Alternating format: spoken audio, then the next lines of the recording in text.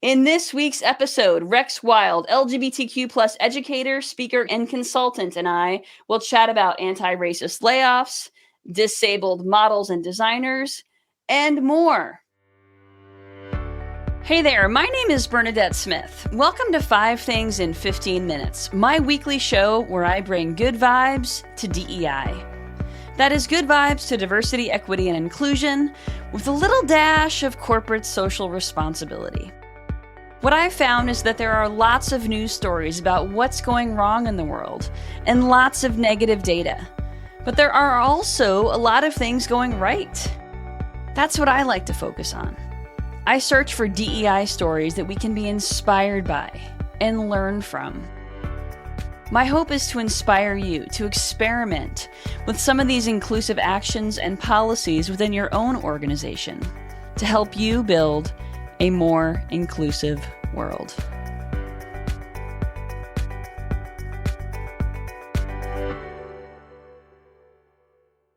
Let's get started. Rex, will you please introduce yourself? Absolutely. Thank you so much, Bernadette, for having me with you today. It's exciting to be here. My name is Rex Wild. I use they and them pronouns, and I run the organization Rex Wild Consulting, where I work with businesses both nationally and internationally around bolstering their efforts, especially for TGX, or trans and gender expansive inclusion in the workplace, both through training and direct consulting initiatives. That's awesome, Rex. Thank you. And by the way, thank you for introducing that term, TGX, because I bet there are a lot of folks listening or watching who've never heard that acronym before. And I think it's a really great one. Thank you. And that's what I've gotten feedback from through the community of folks who are trans, non-binary, and gender expansive, because, there's been this history of talking about the transgender community and kind of this linear way of thinking of transgender looks one way or being gender expansive looks one way. So I really like this initialism as a way for us to expand past the conversation of, kind of this one ideology of if you are transgender, it means one thing, when really gender diversity is so vast, broad, and infinite. Absolutely. I couldn't agree more. So tell me, Rex, you work with a lot of companies and you're doing this really great work to expand the efforts of TGX folks or to expand inclusion for them. Can you tell me what are some of the things that you're seeing companies doing that you're really excited by or that give you hope? Yeah, absolutely. I think the first thing that I'm really excited about is the amount of education and the initiatives that I'm starting to see companies take. There's a lot of companies right now, especially we're in this conversation around inclusive language and pronouns. And so we're seeing many companies who will, put out a feature to include pronouns, but then employees don't necessarily know, why that's there, or what it means for them, or how to interact with sharing their pronouns and why it's important. So when I see that coupled with education that's really empowering employees to have the knowledge to understand things like inclusive language and pronouns, one, I'm seeing the employees feel so much more comfortable about this new cultural norm that we are moving into. But two, the other thing that I see is actually, especially since we have so many TGX young folks that are coming out, many employees have their children or friends and family member who are coming out, that it actually ends up supporting them in their personal lives, which makes working so much better too. Because when we have, that balance between work and personal life, we just are a lot more happier and we see a lot more employee engagement. And so those are some of the things I'm really excited about right now. That is really exciting. I actually see companies sort of doing the opposite sometimes. They put up a training, but then they don't have the policies to back it up, right? And so when there's a disconnect either way, a training without the policies to support it or policies without the training to support it, I think there's a real lack of alignment. Right. And that's the thing about DEI initiatives in general, right? Is like, how do we take a holistic view at everything and then make sure that we're taking the appropriate steps in each one of those areas to ensure that we are in alignment with our DEI vision and values, right? Absolutely. I think that DEI should definitely go far beyond HR, and that there are a lot of organizations that really aren't doing much besides HR and, and learning and development, some training here and there. So the holistic approach is definitely my preferred approach as well. So Rex, I'm glad you and I are aligned. So let's get to the stories for this week. This week, I wrote about how I had a recurring conversations last week about how to recover after you have been called out.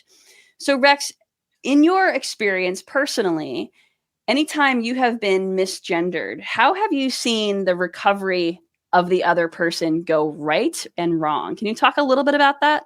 Yeah, absolutely. So I would say the thing that I see when folks are doing it right, if I'm misgendered and I'll say, oh, actually, I use they and them pronouns, right? The things that feel the most kind of like easy for me are when folks have a response of like, oh, I'm sorry. And then they repeat whatever they had just said using the appropriate pronoun. And then we just move on with the rest of the conversation. And it's like something that is not, there's not like a big deal that's made around it. Right? It's something that, cool, the correction is made and then we move on.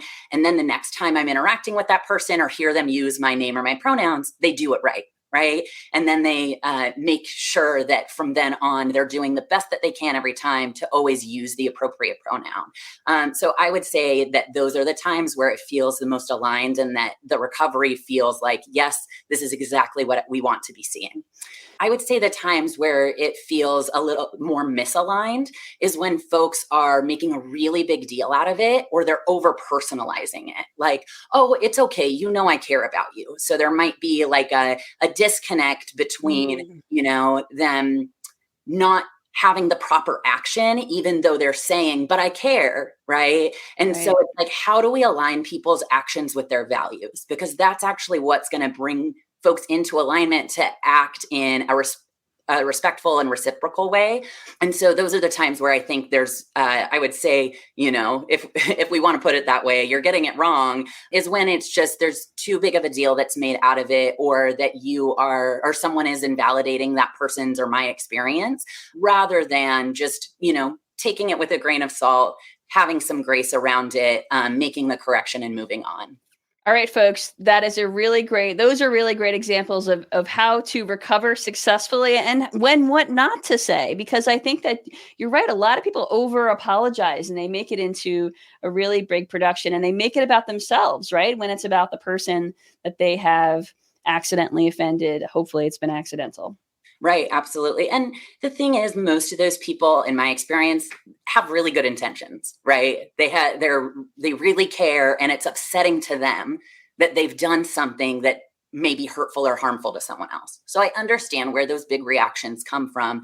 And at the end of the day, if you want to be in alignment with your, that care that you do have in your intentions, being able to respond in the other way that I stated is just going to communicate your care in a bigger way than you probably realize. Absolutely. All right, great. Well, let's move on to these good vibes. The first story today is about New York Fashion Week. For the second week in a row, I wrote about New York Fashion Week. This time, we're talking about stylish, adaptive fashion with people with disabilities on display. There was an entire runway show dedicated to this, and it also featured models with disabilities. Pretty amazing things. And by the way, those are the things I take for granted because I don't need these types of products.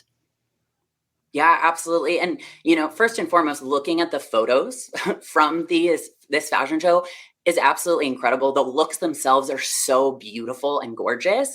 And I think as someone who has had to figure out my own gender expression and clothes that suit me because of having been on testosterone, my body changing, and having gone off of testosterone, my body changing again, there's something that I really can relate to in this way of what does it mean to have fashion that's accessible to someone's body, especially bodies that aren't generally seen in, the fashion industry. And so I think it's wonderful that we're seeing some shifts, we're seeing some change, and that not only were some of these looks first and foremost created specifically for the folks who are the folks with disabilities and their specific bodies, but also that I think it was 80% of the designers were people with disabilities themselves. And so that, it is one, representation matters not only on the runway, but also behind the scenes. And so I was really excited to see both those things.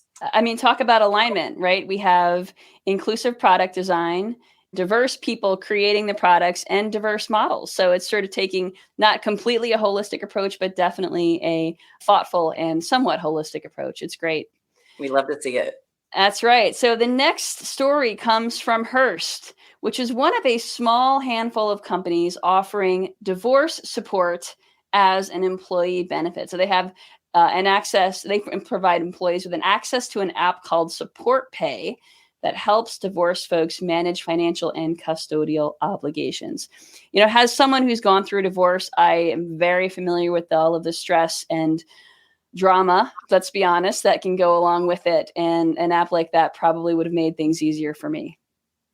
Yeah. And my parents got divorced when I was young, and just knowing the things that my mom went through, for example, with that, and like the financial hardship that was had at that time, being able to see that there is kind of just a purview of even thinking about this, I think is a really, really big deal.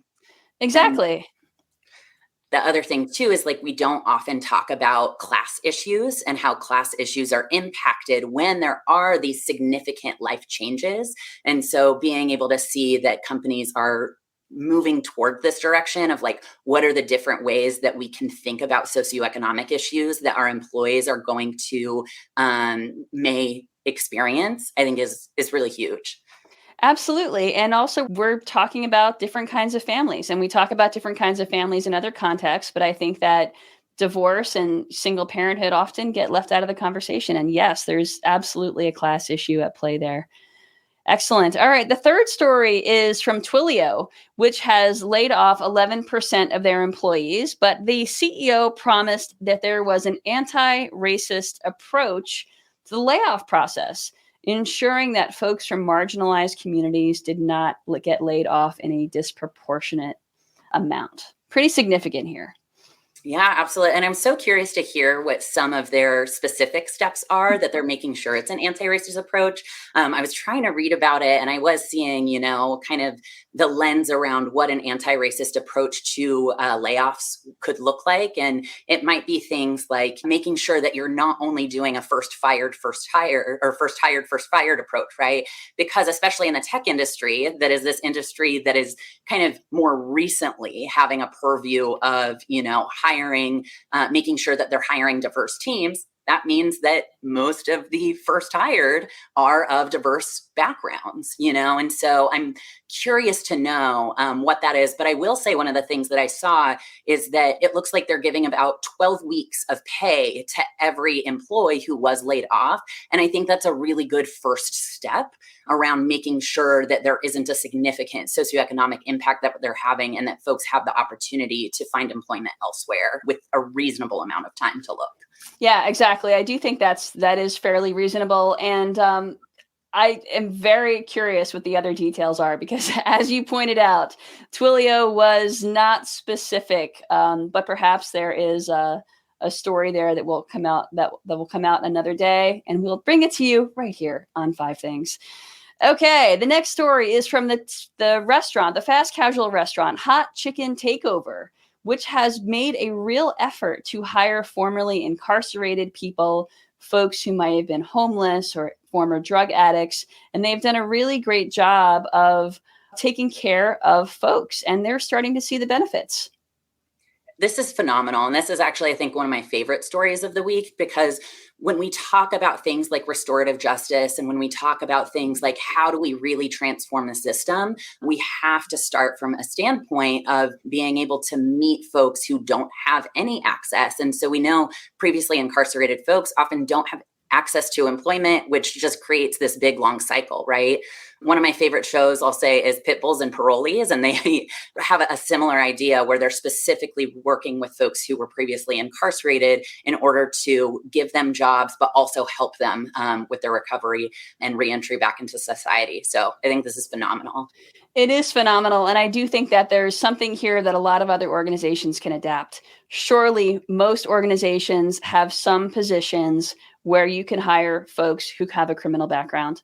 There's really no reason. There are some positions, and unfortunately, a lot of times, whether it's the organization or the state, they have no protections. They have no ability to get jobs, and we're just seeing a continued cycle of incarceration. So, folks, there is something you can do here. You can do this within your own organization, at least in some small capacity. All right. Last story of the day, Rex, comes from the U.S. Department of Interior, which completed the removal of about 650 geographic locations that were previously named with a racist and misogynistic slur for a Native American woman. And it's all changed. I mean, this is really transformative. This is absolutely huge. And let me backtrack a little. Is that my favorite story or is this one? They can all be my favorite. But I think this is huge because especially, being in the US, we have a history that we need to look at around Indigenous communities and the many ways that they have been impacted and continue to be impacted. And so being able to have this shift in language as a step forward to say, we are not going to continue to marginalize and belittle Indigenous women specifically with this slur that they have eradicated is really a big deal. And I think helps us to set a new cultural precedent around how we talk about Indigenous folks, their history, and what we want to do in order to shift our culture or what is now present day US culture in order to make sure that we are addressing history appropriately. I love it. I love that phrase you just used. And now I just forgot what it was. Culture. I loved it. And then it disappeared. Cultural. Anyway, Rex, I think that you're absolutely right. And I do think that it sets an amazing precedent. Maybe what you said was cultural precedent. And it does show an intolerance of racism. And I think that really matters. It really does say, hey, this is our line. And we are doing something really significant about it because I'm sure that cost a lot of time and money, a lot of resources. So it just shows that commitment. Rex, thank you so much for being my guest on today's show. It's been wonderful having you here. Any parting words? Just thank you all so much. And I think, I think it's wonderful that we continue to remember these 5 things that are happening every week that Bernadette's showing us so that we can use that as empowerment for the cultural shifts that we want to see and the change that we want to see in the world. So thank you all for listening. Thank you. And you can check out Rex at rexwild.com. That's wild with an E.com.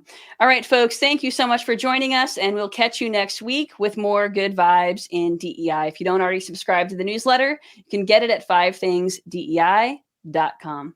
Thank you. Thank you for listening to 5 Things in 15 Minutes. I hope you found yourself inspired by at least one of this week's stories. If you did, would you mind sharing it with a colleague and leaving us a review on your favorite podcasting platform? And if you don't already get my 5 Things newsletter, join at 5thingsdei.com. I'm Bernadette Smith. And I'll see you next week right here for 5 Things in 15 Minutes, bringing good vibes to DEI.